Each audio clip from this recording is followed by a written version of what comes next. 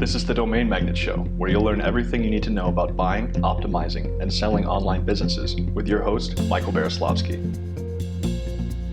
This podcast episode is brought to you by Domain Magnet, a micro private equity firm where we buy, grow online businesses for our investors and funds. And over the past 15 years, we have completed over 300 transactions. To learn more, go to domainmagnet.com. And our today's guest is Eric Borgos. And I'm really excited to talk more with Eric because he's been in domaining for more than 25 years and had many multi-million-dollar domain name sales. So hi, Eric. Hi, nice meeting you. Hi, thanks for joining. And I've actually been following what you've been doing, I think, for some time. I recall we first chatted like 10 years ago about buying or selling some domains. I don't think we've ever made any deals, but we were discussing a few sites and domains at the time. Yeah, no, I don't think so. But I have, I remember your Domain Magnet, like postings coming up a lot on domaining.com over the years. So yeah. What happened to that site, by the way? Is it still active, domaining.com? Yes, domaining.com. Yep, I still go to it like every day pretty much. Oh, nice. It has all the latest blog postings from all the big domains.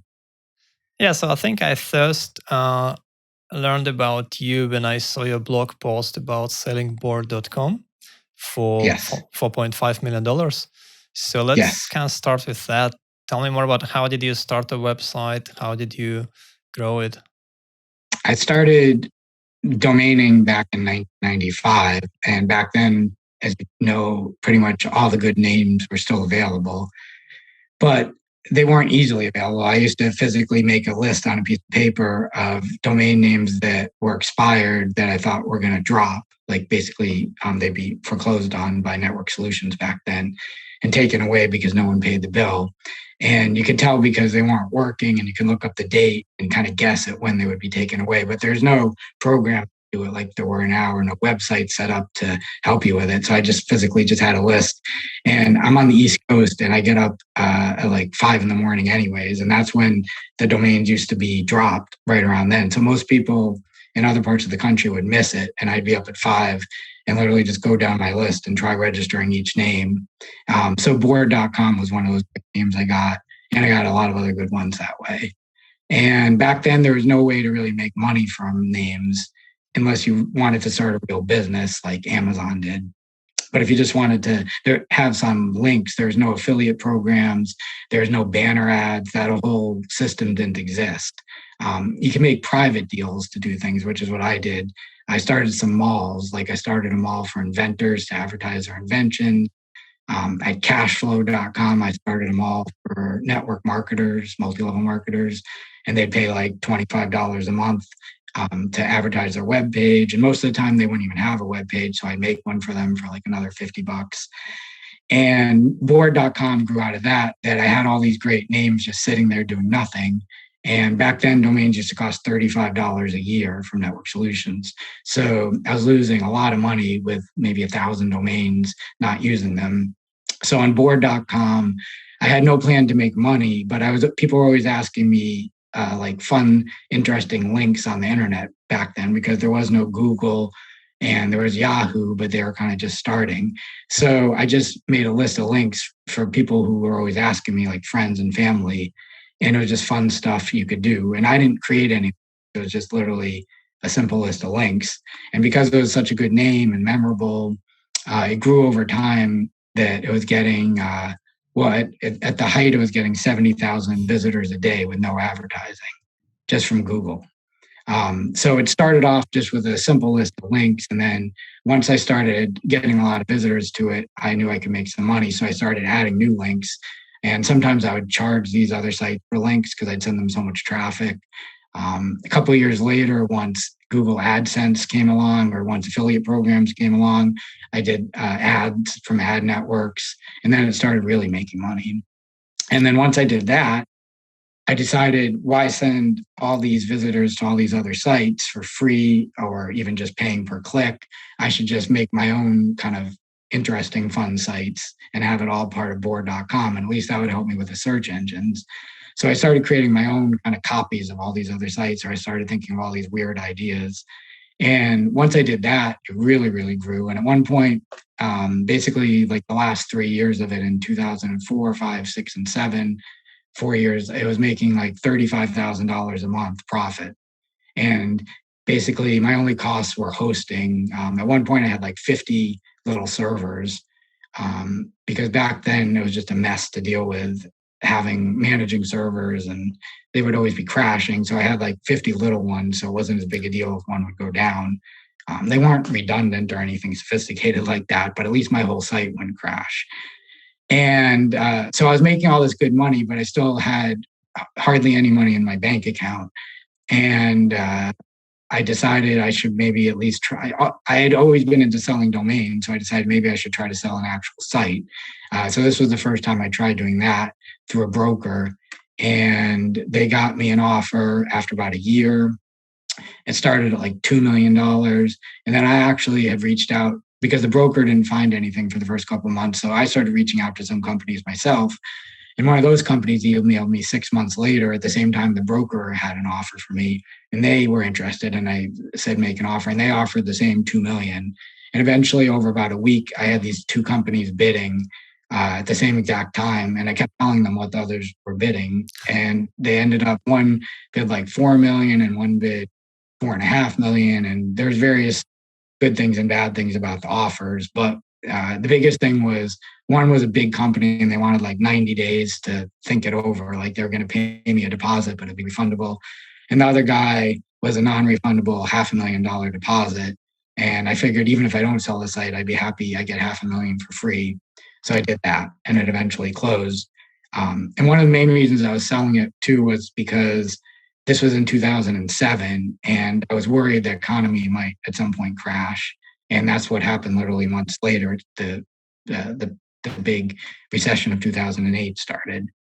So it turned out it actually didn't really affect my site or other internet sites. They kept going up and up and up, but I had no way of knowing that. So I was a little worried, and I just thought I should try to get rid of at least my biggest asset. And I still had plenty of other sites left.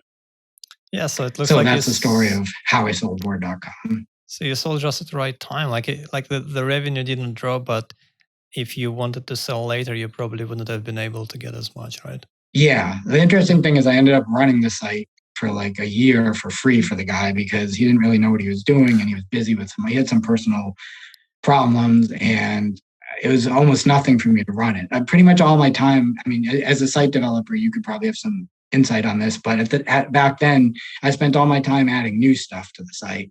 So running it literally could be maybe an hour a month. But I spent full time just always adding new things because I was always worried so much that my traffic would drop, mostly from search engines or just people getting not going back to it because there's nothing new. And I didn't know if I suddenly would stop, what would happen. So it was a great experiment for me. I loved being able to run it for him because I got to see what happened, where I wasn't really doing anything new. I was just keeping it running. And then he ended up making changes to it, turning it into a Flash video game site, which is something I always had wanted to do, but I was too scared to do that because I worried it would totally kill my search engine traffic or people wouldn't want it. So I was happy to keep doing it just to see what would happen. It was like a free way of testing it, but I didn't get hurt if something went wrong. Yeah, so you started back in 1995. That's really interesting. That's like 10 years before I started with my web business. And that was before Google. So it was, what was it, Alta Vista? Yes, Alta Vista was a big one. Was that your main traffic from Alta Vista? Yeah. Yahoo? I mean, Google, board.com was Google, but before that, all the sites I set up were Alta Vista was a big, web crawler was a big one. Yeah. And some Yahoo, I used to pay to be in Yahoo as a directory, not really a search engine, but they called it a search engine. So yeah, like everything was different. Back then, the key back then was if you just created a site, basically, if it had good content, you would get traffic.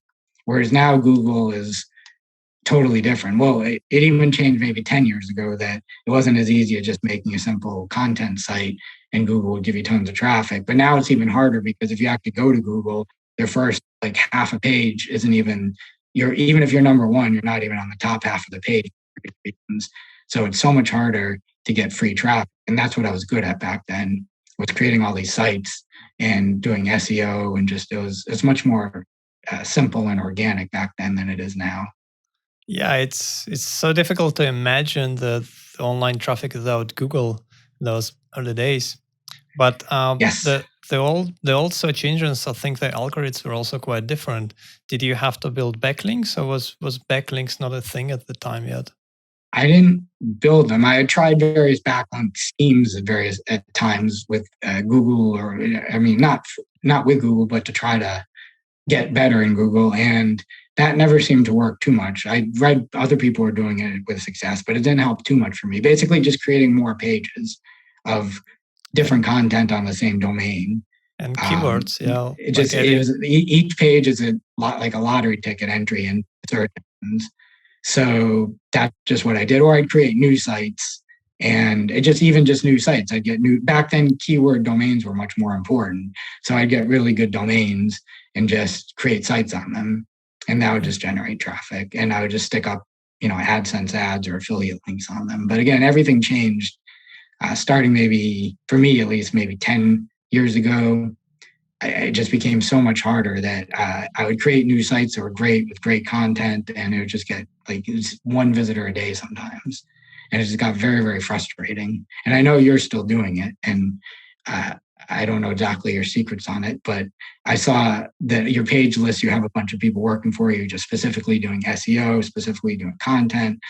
I'm sure you have social media people, so that's all the kind of things I didn't really have.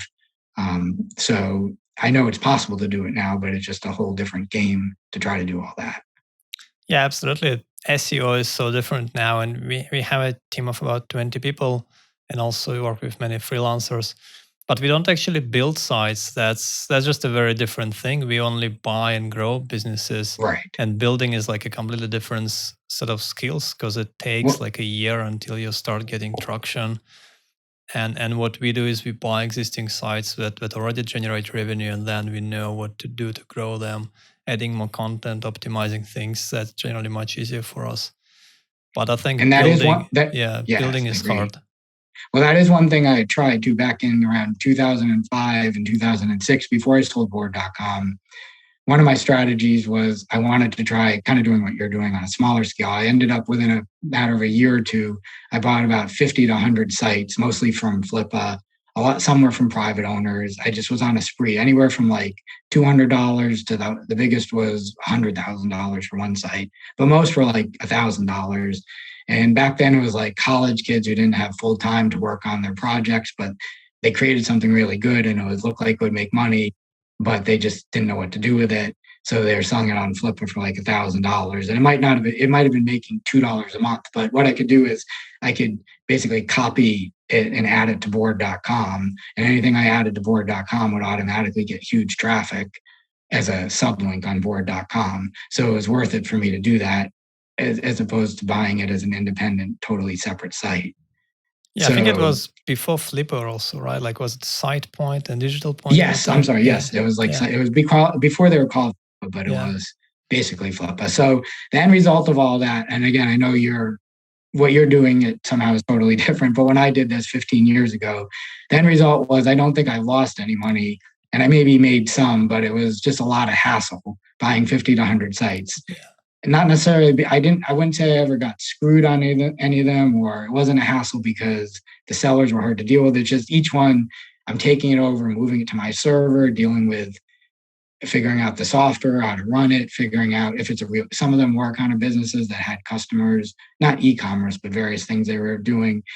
So I had to deal with payment issues. I just had to deal with learning how to run each of these sites. And I guess if that was my full-time thing like what you're doing, then and had a whole staff of people to do it, that might have been fine. But to me, it was kind of each new site was more trouble and extra work for me. And none of them were like home runs where I made a ton of money or I ended up selling them for a lot more. So I kind of gave up on it, and that it was a good experiment, but I wouldn't say it was something I wanted to keep doing. So I just stopped doing it. Yeah, that's really interesting, because that's how I started back in 2005, 2006, 2007. I was buying different small sites. And I started like a lot smaller than you did, probably, because I didn't have any capital. I was buying sites for like $50 or $100, and then I would grow them a little bit and try to increase revenue. And then gradually I started buying bigger sites in thousands, tens of thousands. And at the time, it was kind of the Wild West. I remember this one time, I think back in 2007 or so, or 2006, I bought a site from someone on Digital Point, and he was in Romania, and and there was no escrow, I think, or at least we didn't know how to use it. So, and he said he wanted $4,000. And we were kind of like chatting, and I'm like, okay, how do I pay you? He's like, okay, well, you can send it to me through PayPal. And I'm like, okay, so I just sent him $4,000 via PayPal. Like no contract, no agreement, no domain, nothing. Right. And he transferred everything. And then he immediately pushed the domain, transferred the site. The site was good, everything was fine. Oh, good. Of course, now I wouldn't have done that. That's crazy. But it's risky. Yeah, it's risky, but I love escrow. I love escrow.com or flip escrow or all those type services. Yeah, and since we've done like over 100 transactions via escrow, it's much more convenient and safe. Yeah, I know. I always had pretty good experiences buying sites. Like I said, it's one of the problems was one of the reasons I sold board.com also is right around 2007 or 6 when I started trying to sell it was when apps and social media started getting big. And that kind of, at that time at least, wasn't my thing at all. I didn't have any social media accounts. I wasn't good at promoting sites, particularly other than linking within board.com and my own network. I wasn't good at like doing new things. So it takes someone like you or your team to really grow a site. And I wasn't good at growing it. I was good at like changing a site and making it better and fixing the problems and coming up with good ideas to get a better site. But I wasn't able to grow it in the way you're doing it. It was not in terms of traffic. Back then, if you had a good site, you could kind of get traffic automatically. Whereas now, again, it's not like that at all. So when you say grow traffic, I wish I was able to do all that. And that's what made me sell pretty much all my sites over the years because I haven't found a way to grow them. Yeah, it's become very complex now. Even for me, I've been doing SEO for 15 years or longer. And the modern SEO is just become way too complex. We have when I talk to our SEO managers, sometimes I learn new things and I have to Google things because I feel a bit embarrassed. There was this one time. I remember just a couple of months I learned a few new terms in SEO. I don't think I'll be able to remember that now, but it's certainly evolved a lot. Yeah, it does. And I've tried paying people, maybe this was like 5 years ago, I tried paying people on like various forums or wherever they're advertising up, like freelancer.com places for doing SEO, but it never really helped my sites. So again, I don't know.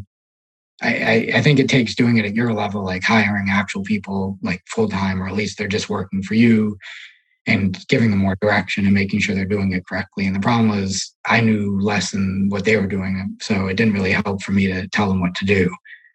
So I definitely admire what you're doing. I think there is definitely obviously good money in it. It just wasn't my thing. I had also tried, but I don't know if you consider yourself a domainer, but as you've talked to a lot of domainers, and even though I didn't necessarily like the idea of doing that kind of thing, it's always in my blood to buy domain names when I see good deals. So after not doing it for a while and trying to sell a lot of my sites, like it was back in maybe 2012 through 2014, I bought a bunch of what I would consider big domains. They didn't have any sites on them. They're just at various auctions or somehow these newsletters I get from domain brokers. And my plan was to develop them just for content. Like I would get these cheap writers. I got these cheap writers through places like Digital Point and very cheap articles. But I would put, it was really good one-word domain names, and I'd put a lot of good articles on them. And my plan was hopefully to get search engine traffic for them. And I didn't do any sort of link trades. I didn't do any humongous special SEO, just kind of whatever I knew about SEO. And all of them pretty much failed. So, but the good thing was I bought all these domain names at prices I knew I could just flip them or at least sell them and break even. So I had nothing to lose. So like a couple of them were, I don't remember the exact prices I paid, but it was like weights.com, which I don't remember what it paid, but it was around $30,000 and I sold it for like $32,000, something like that. I bought pastries.com. I think I bought it for like 12 or 13,000 and I sold it for 25. But then there's like broker fees, and over time I spent money on articles. So again, it pretty much broke even. I bought humidifiers.com maybe for like 50 or 1,000, and I sold it for a little more. But again, I spent on articles, and between the broker fee, I pretty much just broke even after a year. The big one I did, which I had some hope for, was adventure.com. And I had just seen that for sale in a broker newsletter. And the problem with adventure.com is it sounds like a great name. It was $200,000. And I thought to myself, that sounds way too cheap. But the problem was there's no like instant thing you think of what should go on there. Like, it's not necessarily an e-commerce site. Like, what are you going to sell? Like, it's great for an amusement park or some movie studio, but that's not something I can do. So I wasn't sure what to do with it, but I figured, again, at $200,000, I would try some things. So I tried some things with adventure video games. I tried some articles, and none of it really worked. I was getting like 30 visitors a day for such a great domain name. And then I was still trying to figure out what to do, and I was going to maybe try to sell it. And the broker who sold it to me ended up getting an offer unsolicited because someone knew they had sold it. And I don't know if they would let me disclose the price, but it wasn't a huge profit, but it was enough to make it worth me selling it. So in a year, I made some money at least on it.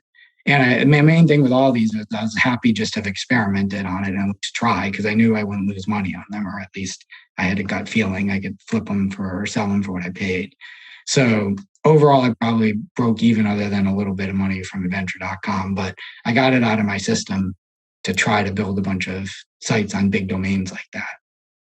Yeah, so that's interesting, because on another episode we spoke with Richard Lau, who bought a few premium domains, including logo.com, resume.com, and he was developing them.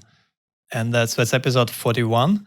And Yes. he basically built them into full-fledged companies. Like logo.com Yes. has this unique logo maker and probably millions of visitors and traffic.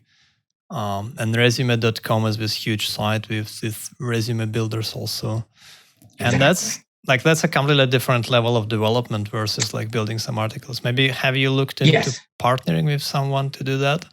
Yeah, in fact, I had talked to him right when he was in the middle of, before he'd officially launched logo.com, but it was up and running. I was talking to him about something or other, about various names, and he was telling me all about it. So yes, and he was saying I should partner with him on some names because he could do that for some of my names. And it sounded all very interesting. And so he's doing exactly the kind of stuff I should have been doing, but I just never really did.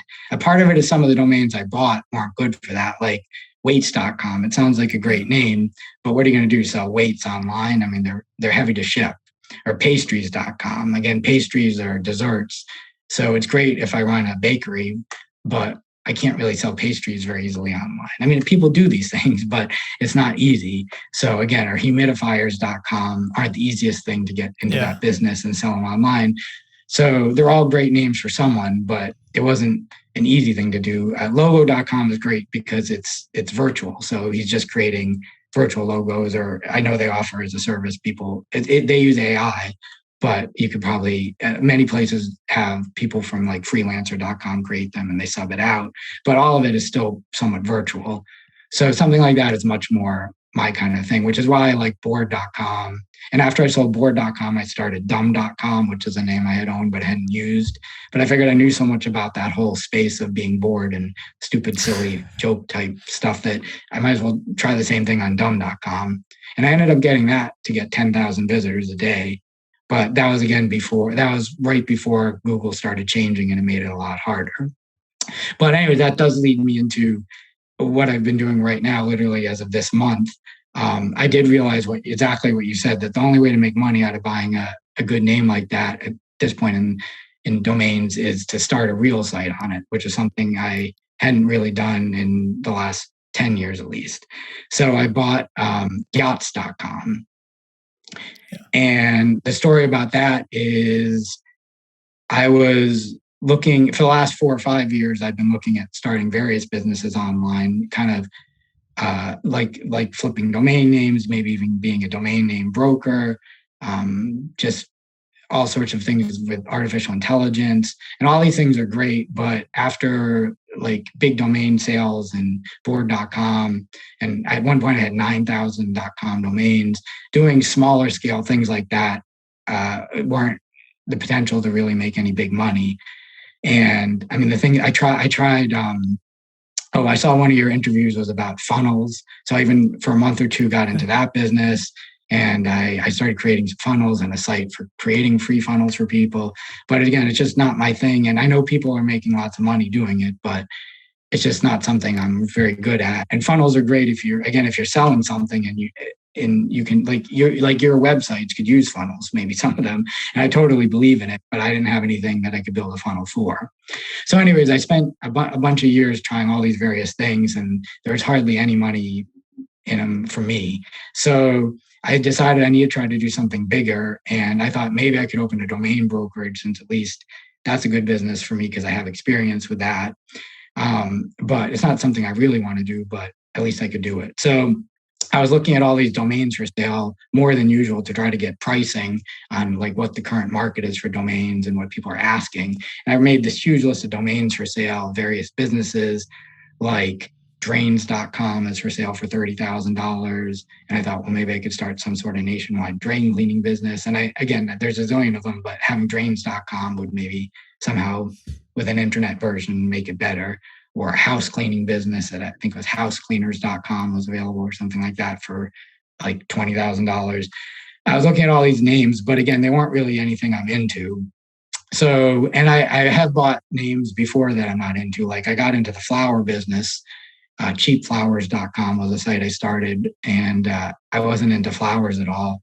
But my wife had a lot of problems ordering flowers where the orders always got messed up, and it was just very hard dealing with florists.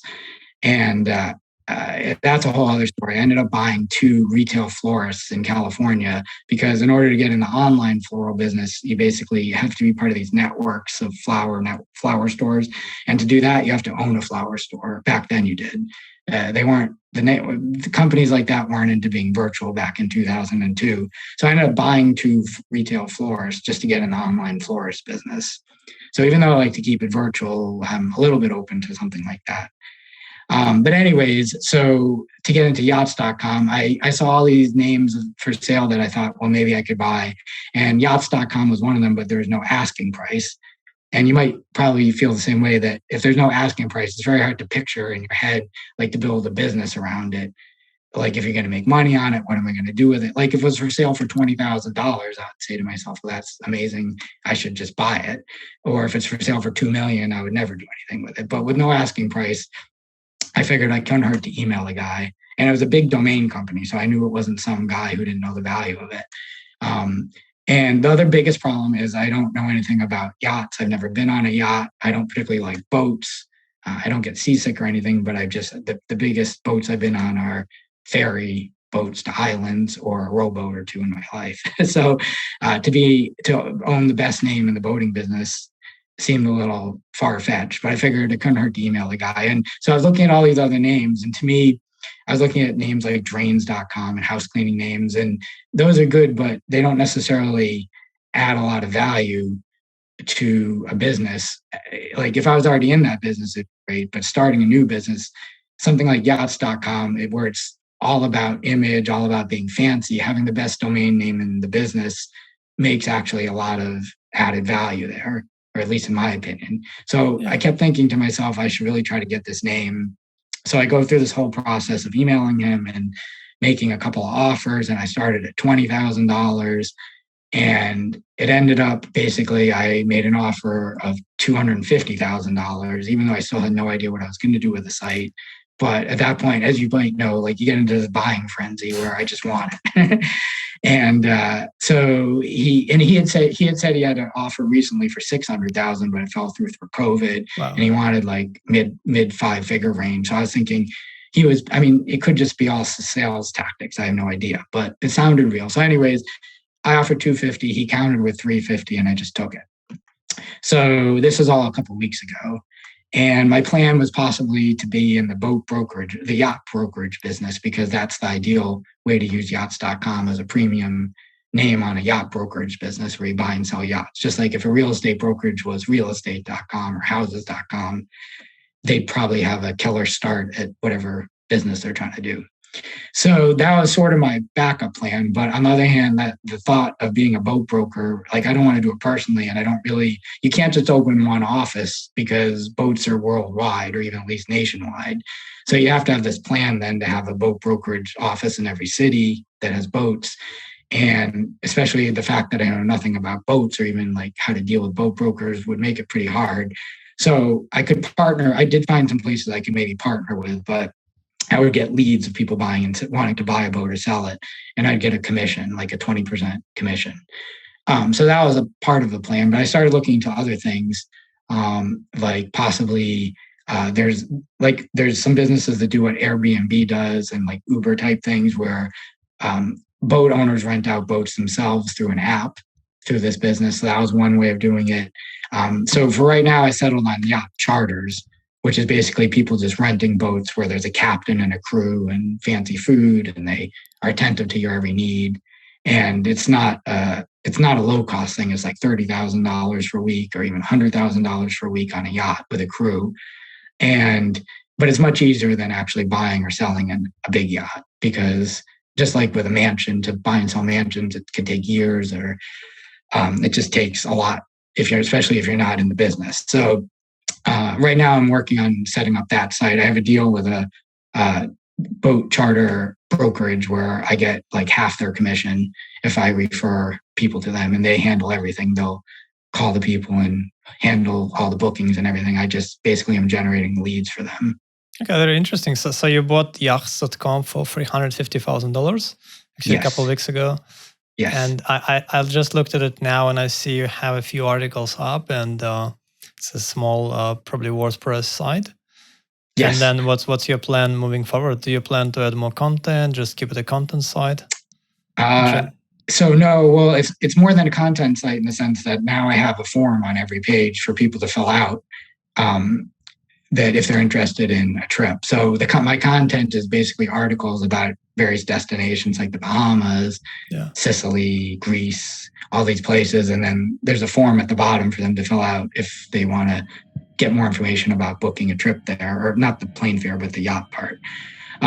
So I only put that WordPress site up 2 days ago, and I already had, within the first 24 hours, one person fill out the form, and I referred it to this yacht brokerage I'm working with for the chartering. So that's the model. So if it was just a matter of having articles, I don't think it would work, but I'm going to try to have some more real content where people going to it will think I'm a real yacht chartering brokerage, or if I want to do buying and selling yachts, they'll all be in my name. There's no like affiliate links on there. It all looks very legitimate.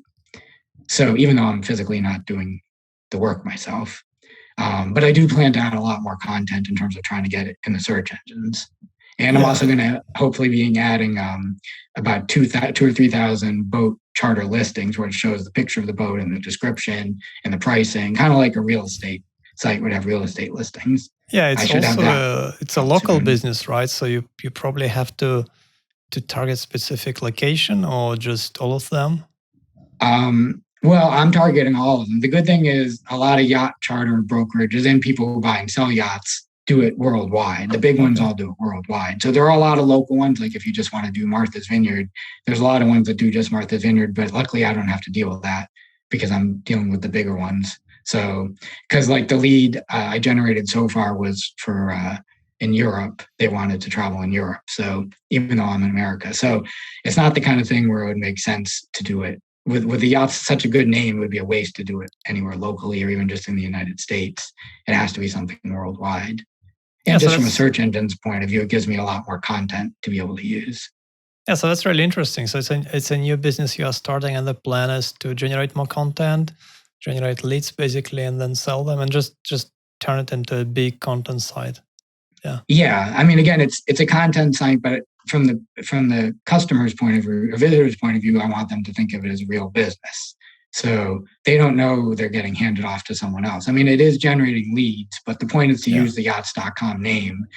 It's not just a search engine thing, because I don't think search engines really will give any value to the fact that it's yachts.com anymore. Like in the olden days, they would have. Well, you could turn it into informational resource if you have everything but anyone would want to know about yachts, renting yachts, or buying. Or yeah, I have a page I added for that. And I definitely can add a lot more, but I'm trying to think of some bigger things to do with it. I'm doing some experimenting with self-driving boats, which isn't really something I can get into the business for real, but I'm kind of doing it just for blog content and just to maybe get some publicity. So things like that could lead to something, but I'm trying to be a little more modern and different. And like I said, I might do something with the peer-to-peer boat rentals, but again, I can't physically have locations in all these cities, but I can partner with places. Having a yachts.com name basically gives me entry to be able to talk to people, partner with people, and all that I couldn't do if I had some other name. Like just if it was even buyyachts.com as an example, or getyachts.com. Those are great names, but no one's going to really care in the yachting business. They're doing $1 million yacht deals. They're not going to care what name I have unless it's yachts.com. The only other good name is yachting.com, and that's taken by a big yachting magazine. So that's kind of off the table. No one can use that. So yeah, that's interesting. You mentioned that. As Richard also mentioned that he contacted the owner of ZipRecruiter at some point, and it's quite a big company. And the guy replied immediately because he saw the email richard@logo.com. And that's kind of the point of having a premium domain these days, right? Is that the biggest value, that people just take you a lot more seriously? Well, for me, because I have no boating experience. So like I said, if I was opening a domain brokerage, for example, I could probably use any name I wanted. I mean, like I bought, I think it was namehighway.com. I just registered it. This was like a year ago, hand registered it because it was available. So, and that would be good enough for me as a domain broker. But to be in the yacht business or any sort of marine business, I literally have never been on any good size recreational boat. So I know nothing about even what to say to these people. So I do preface it. I don't try to fake it, where I say I own yachts.com, but I don't know anything about boats. I mean, I have read a lot. So now I can at least talk with the people, but it's different than, it's not in my blood to do it. But either way, they don't care because they see I own yachts.com and think I can do something for them in terms of partnering or getting them traffic or whatever. So they're willing to talk to me. So that's exactly why I did it. And the other reason I did it too is because you have a big business with 20 employees, which is enough that you're generating, I assume, I mean, even if it's not profits, you're doing a lot of business in general.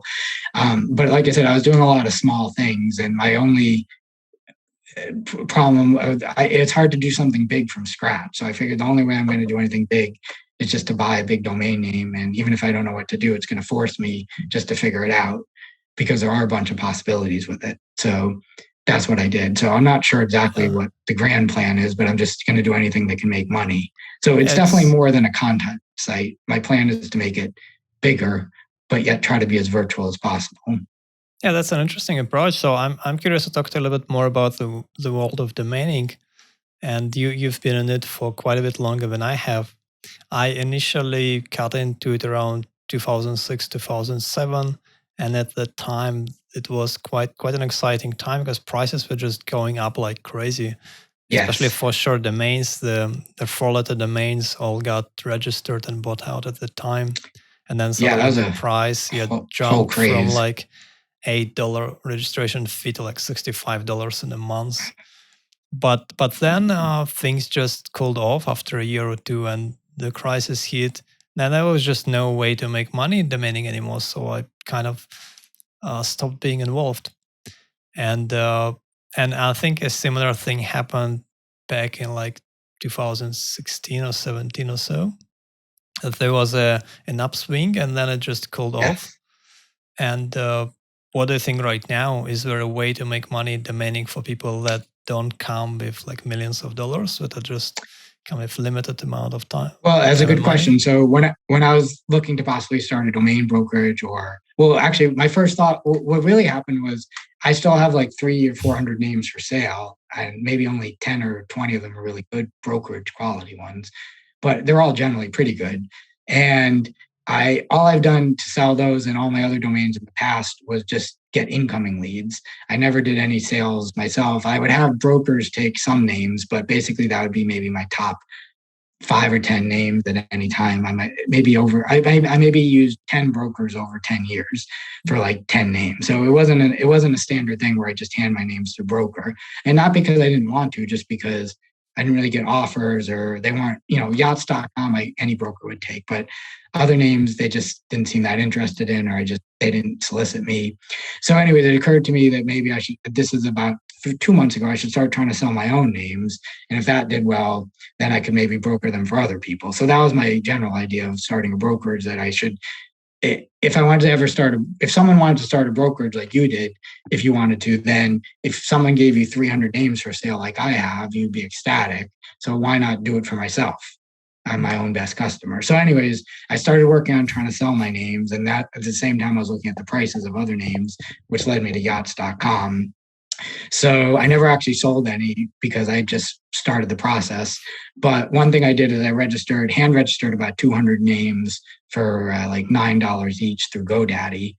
And I was hoping that if I was in the brokerage business, or at least selling my own names, then I could start flipping these names that I just bought for $9 each. And it would give me more inventory. So I went crazy over a week just registering names. So far, to answer your question, I haven't had any offers for those. I also hadn't had any of my names listed at Afternic or Cedo for the last 10 years. So I listed all of them about 2 months ago, and I haven't had any offers for those. So I don't know if I have a good handle on the market. I would say the market, because of COVID, is much hotter than it was before. There's all these new people starting businesses looking to buy domain names. On the other hand, I wouldn't say prices have gone up a lot, but there's definitely so much more interest in internet businesses in general. It's just crazy. Everyone's wanting to do something on the internet. So all that can only be good for domain names. What do you think? So I would say it's a great time to be in the domain name business. The question is, I don't know how easy it is to hand register a domain name, and I'm not sure how easy it is to flip a domain name, because so far I haven't been able to sell my names. So. And do you think there are many domainers are successful now who have, not the ones that have been in this for decades, but relatively newcomers? Are many of them? I read domaining.com every day, and I'm seeing all these great sales that are being reported, and people blog sometimes about these great hand registrations or these great flips they did. So people are doing it. I'm just not sure if it's enough to be like a full-time business for people. I think doing something like you're doing has much more potential, because like you said, you're starting at least with a business that is generating, even if it's not profits, it's generating revenue to business. So, and you can hopefully improve it. Whereas the problem with the domain name is you're kind of stuck with it. If you list it with a broker or start trying to market it yourself and it's not selling, you just have to wait. There's not that much else you can do. And that's kind of what I've been doing with all my names for. I used to sell a lot of them. Like, people would just look me up and they'd make offers. And maybe like 10 years ago, that started happening way, way less, like 1 or 2 domain names a year I would sell that way. So I did sell about 10 of them at an auction a couple months ago. So that actually ignited my interest in trying to sell more of them, because I actually sold them for what I thought were pretty good prices. So, but again, that was like a one-time auction, and I don't know how often I can do something like that. And I wouldn't say there were prices where I could flip them at, but I was happy. There were the prices I was hoping I would get, like kind of wholesale domainer kind of prices, which is all I would expect. So what about end user sales? Have you looked into selling some of your domains to end users? Well, again, I mean, in the past, for the first like 15 years, that's what I was doing. I was always doing end user sales, and none of them were extremely good prices, but at least it was happening. Once in a while, I would sell some and it would pay for all my renewals and like get a profit. Higher than the resale market, yeah. Yeah, and then but then that kind of just stopped happening. So I don't know. Yeah, so obviously every domainer would love to get these prices you read about in all these blogs and that domainjournal.com. You know, they have a list every week about sales, and I'm very envious when I see all those great prices. And like Rick Schwartz is always selling domains at, 100 times what I would ever ask for a domain.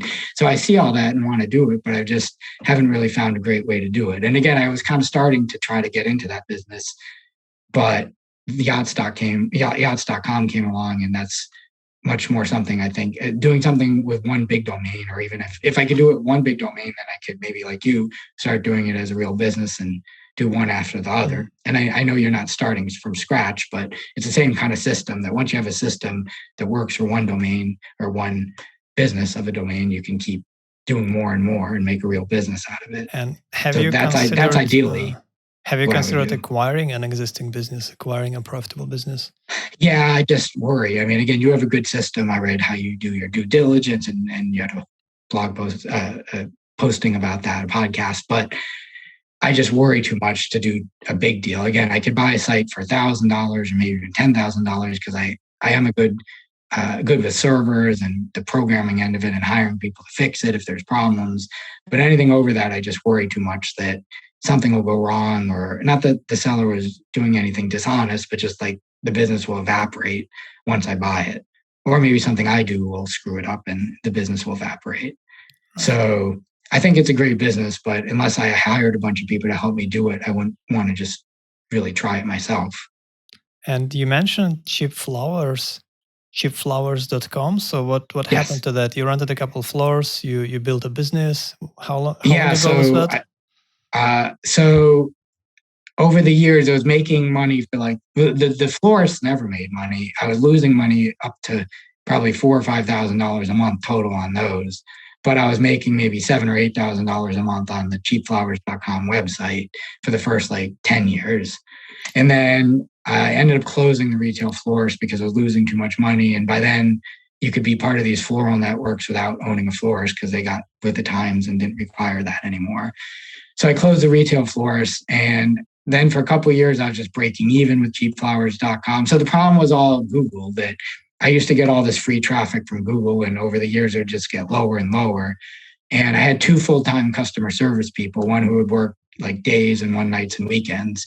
So I was paying like $50,000 a year for that total. So I had to make that minimum just to break even. And at some point, it stopped breaking even. And then I was losing like maybe $25,000 to $50,000 a year just because I was paying these people and not getting enough orders to make money. And I was still getting like 10 or 20 orders a day, which is good, but not enough to have full-time customer service people. So after a while, I kind of made a deal with another place that they would take it over, and they were in the flower business, and they would pay me like a percentage of all the sales. And that happened for a year, and the owner died. So that kind of his websites all stopped and my website stopped working. And right after that, I pretty much decided I was just going to sell the name. And then COVID hit, and probably it all would have totally gone kaput with COVID anyways. I assume the flower business was horrible during COVID. So I'm glad I was out of the flower business. So that was one of the domains I sold at auction a couple months ago. I sold for, I think it was $32,500. And I was, after commission, that was like 25, which is what I was hoping to get for it anyways. So again, it's not, I mean, I know it could have sold for more to some end user probably, but I never had any good offers on it over the years. So I was happy just to get rid of it once I stopped using it. All right. So you've done quite a few different deals and businesses in this past 25 years. What would you say was the most exciting moment in your career? Well, doing big deals to sell sites or packages of domains is always exciting, like where you're dealing with millions of dollars. I mean, I knew all my domains were always worth millions of dollars, but it was all very virtual. Or board.com was always worth millions of dollars as a business, but it was all very virtual. So just getting offers and dealing with all that, where it was real money and turning it into something real in a bank account, was pretty exciting. But I love running board.com. It's just a fun type of site, as opposed to like some of the things you're doing. Again, or even yachts.com, people might be into yachts, but it's still a business where it could be an e-commerce type site or a lead site or content site. But board.com was like the silliest things imaginable. It was like funny jokes, funny videos. I had a thing you could upload a song and play it backwards. I just had all sorts of the craziest things I could think of, I would put on there. So I loved doing that, and it was making money. So the problem was, though, that I started creating a lot of sites after that in the last 10 years since Google changed, and they were all fun too, but they would get like one visitor a day. And so it kind of takes the fun out of it when you're only getting one visitor a day and making no money. So I like creating these sites, but eventually after doing like 50 of them in a row, where only one or two were doing anything significant. I was pretty dejected from the whole thing. So I stopped creating sites like 5 years ago. So there's a difference. So it's definitely I consider everything fun. I have fun, even if I buy yachts.com and try for a year to do a business on it and end up selling it for what I paid, or even if I sold it for a little less, or maybe I make it $100,000 and sell it for more, that would be fun to me because I got to try it. So to me, doing something big and like a real business, or at least something with potential, whereas yachts.com has potential to be a $2 million domain name or a $10 million business if I'm in the business of peer-to-peer yacht rentals, or somehow a big boat brokerage and it's called yachts.com. There's 500 other boat brokerages or charter companies, but none of them are ever going to be really that big. They're only kind of just business. What they're making as a profit is what they're worth. Whereas yachts.com could be like a big internet type, not an Airbnb or that type, or DoorDash. But the point is, something that's an internet related big domain name has potential to be big. So that's what interests me, not just running some like smaller offline business. All right. Well, thanks, Eric. It's a pleasure to talk to you and really interesting to hear about your different online adventures. Yes, it's interesting to hear about all yours. Like I said, I hadn't looked at your site in years, and I don't remember exactly what it looked like 10 years ago, but to me, it was completely different, and it was all exactly like what I'm into. So I was amazed at all the stuff you're doing. Thanks. Yeah, it's a new industry, so things have changed a lot in this industry of buying online businesses. And in the past decade or so, there are many investors, many people looking to acquire businesses. Yes. And like yourself, they are often concerned because we don't know what they're doing, and so there was a need for someone to do those kind of services for investors. And so we are happy to be able to fulfill that need and that niche. Yeah. Great. Yeah, well, thank you. So how can people learn more about you? Where can they read? Well, my blog and my company, after I sold board.com, I never really had the need for a company page, but people used to ask for links, or just like, I kind of had to have one, even though I never really needed one with something like board.com. No one says, are you a real company? No one cares. But I set up impulsecorp.com as my corporate site. And after I sold board.com, I really had less need for it because I wasn't doing as much business other than domains, and no one really cared what my site was. So I turned it mainly into a blog. And that's when I started blogging about all my adventures. And I have a whole thing about how I bought yachts.com on there that I posted. So I don't post like you where it's a weekly thing, but I post, sometimes it's once every year, sometimes it's every couple of months. Sometimes I'll do another posting a week or two after I do like the yachts.com posting. I might do one sooner. So it's very sporadic, but I try to make it interesting as opposed to having a schedule. I wait a year and have a big thing like a crazy story of how I bought yachts.com, even though I know nothing about yachts and I have no particular plan on what I'm going to do with it. Right, so it's the kind of stuff people like to read. And I always post prices and my profits on things, and like whatever details people would be interested in, I'm always open to posting. Yeah, so this is impulsecorp.com, right? Impulse yes. Corp. Excellent. Yep, exactly. Right. Thank you, Eric. And looking forward to hear updates about yachts.com later. All right, well, thanks for the interview, and I'll keep up with your site also. Domain Magnet is a leader in buying and selling online businesses with a proven track record of expertise gained from over 300 deals since 2004. To learn more about how we can help you acquire or exit a profitable online business today, head over to domainmagnet.com for more details.